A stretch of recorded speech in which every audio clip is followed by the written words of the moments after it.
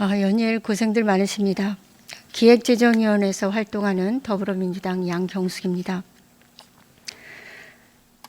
법무부 장관께 묻겠습니다. 네. 대장동 사업과 관련해서 검찰이 화천대유 최대 주주 김만배 씨로부터 정영학 회계사 등 대장동 주요 인물이 2014년 박영수 전 특검을 대표로 하고 있는 법무법인에서 대장동 개발 사업 입찰을 준비했다는 진술을 확보했다는 언론 기사가 있었습니다. 이 내용이 사실이라면 박 전 특검이 사업 준비 단계부터 관여한 게 아닌가라는 강력한 의심이 들고요. 대장동 사업 곳곳에서 부산저축은행 사건이 나오고 박영수 전 특검 이름도 등장하는데 결코 우연이 아닐 것 같습니다. 2009년 부산저축은행은 대장동 초기 개발팀에 종잣돈 1,155억 원을 불법 대출해 주었고 이 돈으로 대장동 개발 토건 세력들이 2015년 성남의 뜰에 합류했다는 거 알고 계시죠? 네, 대체로 맞는 것 같습니다. 네, 대장동 초기 멤버들은 부산저축은행 회장의 인척 조안무개 씨를 개발팀 자문단으로 영입을 했는데요. 대출 과정에서 조 씨가 알선 대가로 10억 3천만 원을 수뢰했다는 것이 밝혀졌습니다. 그런데 이를 2011년 부산저축은행 비리 수사 주인 검사였던 국민의힘 윤석열 대선 후보가 밝혀낸 것이 아닙니다. 이것은 2015년 수원지검 특수부 수사 때 조 씨의 알선수재 혐의가 적발돼서 2년 6개월의 실형을 선고받았습니다. 알고 계십니까? 예, 맞습니다. 그렇다면 당시 윤석열 검사는 대출을 알선하고 대가를 받은 조 씨에 대해서는 제대로 수사를 안 했다고 봐야 하는 거 아닌가요? 그 부분이 쟁점인데요. 아마도 기사로 접하기로는 부산저축은행을 포함해서 당시에 중수부에서 수사했던 여러 건들이 있는데요. 이 건에 대해서는 다 알지 못했다라는 그런 입장의 기사를 보았습니다. 네. 규명해야 될 지점이 아닌가 하는 생각이 듭니다. 네, 반드시 규명을 하시기 바랍니다. 2011년 당시에 김만배 씨가 조 씨의 변호사로 박영수 전 특검을 소개했다고 하는 등 박 전 특검이 대장동 멤버들과 긴밀한 사이로 보입니다. 또 박영수 전 특검과 윤석열 후보는 중수부 때부터 같이 근무했고 특검에 같이 근무를 했던 사이이고 둘이 형제 같은 사이라는 말도 있습니다. 당시 주임 검사였던 윤석열 후보가 박 전 특검과의 관계를 고려해서 봐주기 수사를 한 게 아닌지 강한 의심이 드는 대목입니다. 2011년 대검 중수부가 부산저축은행 수사에 대장동 불법 대출 사건을 원칙대로 수사했다면 토건 세력들이 대장동 땅을 미리 사재기하는 것을 막을 수 있었다고 생각하는데 어떻게 생각하나요? 논리적으로 틀린 말씀은 아닙니다만 다 가정적인 얘기이기 때문에요. 제가 거기에 대해서 가타부타 뭐라고 언급하기는 좀 어렵지 않은가 그런 생각이 듭니다. 네. 논리적으로는 또 그게 소위 지주 작업에 들어간 돈인 것 같습니다. 네. 이 부분도 꼭 밝혀야 된다고 생각합니다. 박영수 전 특검은 2015년 화천대유가 설립되자 월 1,500만 원을 받는 상인 고문으로 임명이 되었고 박 전 특검의 딸은 화천대유 직원으로 근무하고 아파트 분양 특혜까지 받았기 때문에 박영수 전 특검이 대장동 의혹을 풀 주요 인물이 아니냐는 국민적 의혹이 계속 제기되고 있는 것입니다. 그런데 검찰은 박 전 특검의 소환 일정조차 밝히고 있지 않습니다. 그렇죠? 이렇게 박 전 특검을 수사조차 하지 않고 미적대는 이유가 도대체 뭡니까? 또 검찰이 박영수 전 특검 수사를 못하는 겁니까? 의지가 없어서 안 하는 겁니까? 답변하십시오. 지금 의원님 현재 배임 설계상의 특혜를 했던 그 부분에 대해서 주요 범인들이 지금 구속이 되고 있고요.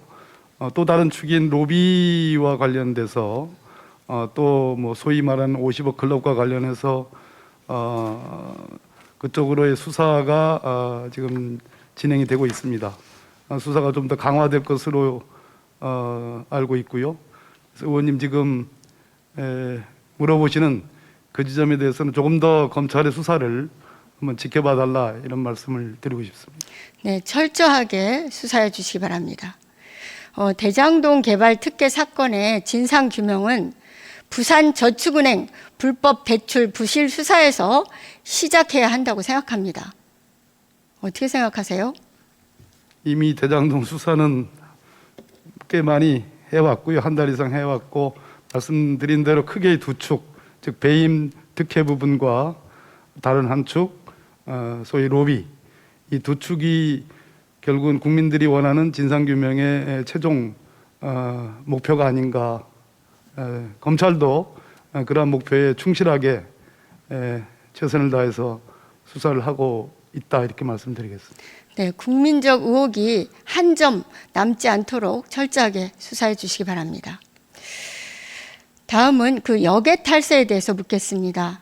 역외 탈세는 조세 피난처에 설립된 페이퍼 컴퍼니 등을 통해서 해외로 국부를 유출시키는 가장 악랄한 범죄이고 주로 초고소득층이 로펌과 세무 컨설팅 등 전문가들의 조력을 받아서 저지르는 지능적인 탈세이기 때문에 적극 조사해서 처벌해야 한다고 생각하는데 동의하시나요? 예, 여기 탈세 문제는 심각한 국부 유출 케이스입니다. 2013년부터 2020년까지 역외 탈세 세무조사 건수는 1,772건입니다. 부가세액이 무려 10조 2,202억 원에 달합니다. 역외 탈세는 2018년 233건, 2019년 2020년 192건 등 2018년에는 226건이고요. 19년 233건, 20년 192건 등 코로나가 시작된 지난해만 제외하고 계속 증가하고 있습니다. 세무조사 결과 부과된 세금도 2018년 1조 3,376억 원, 2019년에는 1조 3,896억 원, 규모가 매우 큽니다. 수법도 갈수록 악랄해지고 진흥화되고 있습니다. 알고 있습니까? 네, 잘 알고 있습니다. 얼마 전에 한국인을 포함해서 91개국 전현직 지도자 35명을 포함해서 정치인 336명, 억만장자 130명 등 세계적인 주요 인물들의 계좌와 거래 내역을 분석해서 역외 탈세와 조세 회피 의혹을 담은 판도라 문건이 우리나라에도 뉴스타파를 통해서 공개가 되었습니다. 혹시 보셨는가요? 예, 대략적인 내용을 보고를 받았습니다. 다행입니다. 이 중에 한국인 수익 소유자는 개인과 법인 등 총 465명이라고 밝히고 있습니다.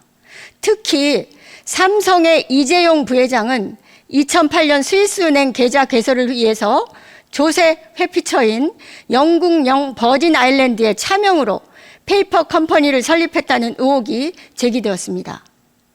삼성의 해외 비자금 조성 의혹이 제대로 규명되지 않은 상태에서 조세 회피처 페이퍼 컴퍼니를 설립했다는 것은 누가 봐도 의혹을 제기할 수밖에 없는데요. 검찰 범죄수익환수부에서 이재용 부회장의 페이퍼 컴퍼니 설립과 스위스 비밀계좌 개설 의혹에 대해서 수사 중인 거 맞죠? 이 건에 이제 기본 의율될 수 있는 죄명이 조세범 처벌법 위반입니다. 이 부분은 검찰의 직접 수사 범위가 아니고 경찰의 수사 범위에 해당해서 지난달에 서울중앙지검에 관련 고발장이 접수되었는데요. 현재 서울경찰청으로 사건을 이송한 상태입니다. 아, 네, 그렇군요. 삼성이 페이퍼 컴퍼니를 설립한 시점이 2008년 3월에서 5월 사이인데요. 그 시기는 삼성 법무팀에서 근무한 김용철 변호사가 삼성 비자금 의혹 폭로로 관련 특검이 진행되던 때입니다. 맞죠? 예, 예, 당시 특검 결과 이건희 회장의 4조 5천억 원 가량의 비자금과 차명 재산이 드러났었는데요. 기억하시는가요? 네, 그 당 조준웅 특검인데요. 예, 그렇게 기억하고 있습니다. 네, 이 부회장의 페이퍼 컴퍼니의 설립은 비자금과 관련됐을 가능성이 높아서 이에 대한 철저한 수사를 통한 진상 규명이 필요하다고 판단합니다. 어떻게 생각합니까? 제 바로 옆에 경찰청장님 계신데 청장님께 한번 여쭤보시죠. 사건이 지금 경찰로 이송이 돼서 경찰이 지금 주관해서 수사하고 있습니다. 네, 경찰에서 철저하게 수사해 주시기 바랍니다. 예, 알겠습니다. 이재용 부회장이 조세 회피처에 페이퍼 컴퍼니를 설립하고 스위스에 비밀 계좌를 개설했다는 의혹은 국제사법 공조를 통해서 낱낱이 밝혀져야 된다고 생각합니다. 특히 사익 편취를 위한 재벌 총수들의 범죄 행위는 물론이고 역의 탈세를 돕는 로펌, 세무 컨설턴트 등 전문가들도 발본색원에서 엄중하게 처벌해야 사법 정의가 살아날 수 있다고 생각합니다. 이에 대해서 어떻게 생각합니까? 예, 원칙적으로 의원님의 인식과 고찰에 대해서 동감합니다. 사회부총리 겸 교육부 장관께 묻겠습니다. 네. 코로나 사태로 전국의 대학 강의가 비대면 온라인으로 전환돼서 학생들의 수업의 질 저하 등 학습권 침해에 대한 불만이 많습니다. 알고 계십니까? 네. 그런데 2020년 사립대학교 적립금 상위 10개 대학의 평균 적립금은 3,840억이나 되고 이들 대학의 평균 등록금은 한 해 800만 원이 넘습니다.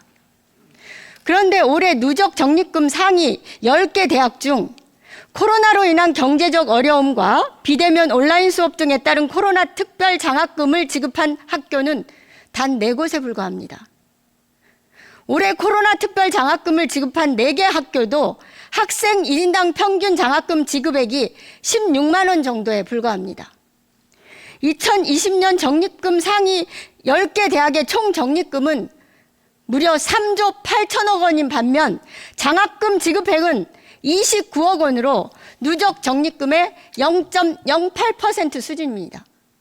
학생들은 코로나 이전과 같은 등록금을 내면서 그에 상응하는 교육 서비스 권리를 제공받지 못하고 코로나 사태 장기화로 대학들의 비대면 온라인 수업이 재탕 강의, 음질 불량, 실험 실습 부족 등을 호소하는 등 불평이 지속적으로 제기되고 있다는 거 알고 계실 겁니다. 이런 가운데 대학들은 수천억씩 적립금을 쌓아놓고 대호황을 누리며 코로나로 인한 학생들의 피해 보상 및 지원에는 적립금의 1%가 아니라 단 0.1%도 사용하지 않고 있습니다. 장관께서는 교육과 지식의 산실이라는 대학들의 이런 행태에 대해서 무슨 생각을 하고 어떤 평가를 하며 어떤 대책을 강구하고 있습니까? 의원님, 작년에 비대면 이제 원격 수업이 전면화되면서 작년 한 해 동안에는 그 원격 수업의 질에 대한 그런 문제 제기가 많이 있었습니다. 근데 저희가 부 차원에서도 그렇고 대학 당국도 원격 수업의 질을 높이기 위한 컨텐츠뿐만 아니라 시스템을 굉장히 많이 정비를 했고요. 원격 수업 지원 체계를 또 갖춰서 올해는 작년보다는 양질의 그 원격 수업을 제공하는 학교들이 그래도 많이 많아졌다고 만족도도 높아진 것으로 나타났고요. 적립금과 관련해서는 저희가 교육부가 그 부분을 그 직접 어떻게 사용하라고 하기 어려운 부분이라서 등록금 심의위원회에 학생들이 참여해서 등록금과 관련한 의사결정할 때 학생 의사를 반영할 수 있도록 그렇게 제도화하고 있습니다. 의원님 지적하신 부분들은 저희도 그 사립대에 좀 과도한 적립금 축적과 등록금에 대한 문제들은 좀 문제인식을 갖고 있는데요. 그 부분들은 전체적인 제도 개선으로 강제하기가 어려운 한계가 있다는 점도 함께 말씀드립니다. 그래서 아무것도 안 하실 겁니까? 원격 수업의 질을 높이고 학생들의 등록금 문제를 학생들의 의사를 통해서 학교별로 심의위원회를 통해서 결정할 수 있도록 하는 제도적인 보완들은 계속하고 있습니다. 아니 수천억씩 쌓아놓고 학생들을 위해서는 거의 쓰고 있지 않은데 뭐래도 협의라도 해봐야 되는 거 아니에요?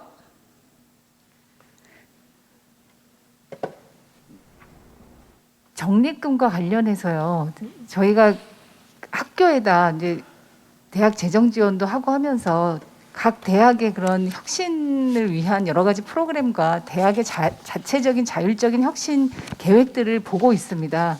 근데 적립금을 얼만큼 어떻게 써라라고 하기는 어렵다는 말씀을 드리는 거고요.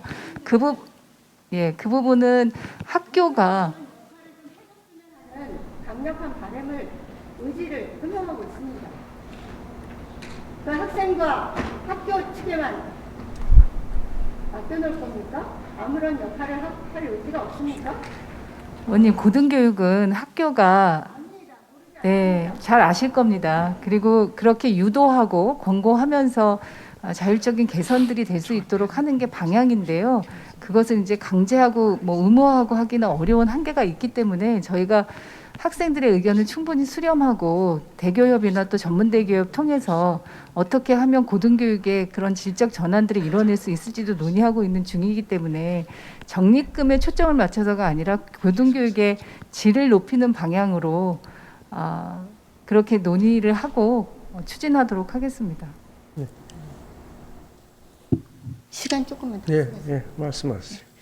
그 장관께서 직접 나서서 정부의 정책적인 지원과 더불어서 대학들의 적극적인 협력을 받아내려는 그런 의지를 가지고 노력하셨으면 좋겠습니다.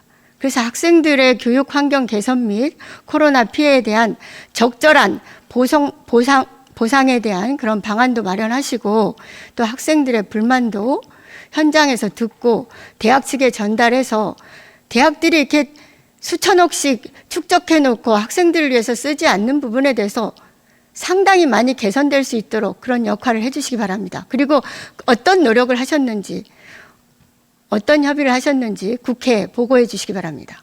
네, 저희가 대학 회복위원회를 구성을 해서 대학 이제 여러 대표 총장님들과 또 학생들 의견을 수렴하면서 계속 지금 일상 회복에 대학에 맞는 부분들을 어떻게 만들어갈지를 논의하면서 지금이 고등교육 혁신의 기회이기도 하다는 점에서 굉장히 그 전환을 이루기 위한 방안들을 마련하고 있습니다. 그래서 그 부분들은 저희가 회복위원회 논의 과정과 내용에 대해서 의원실에 말씀드리도록 하겠습니다.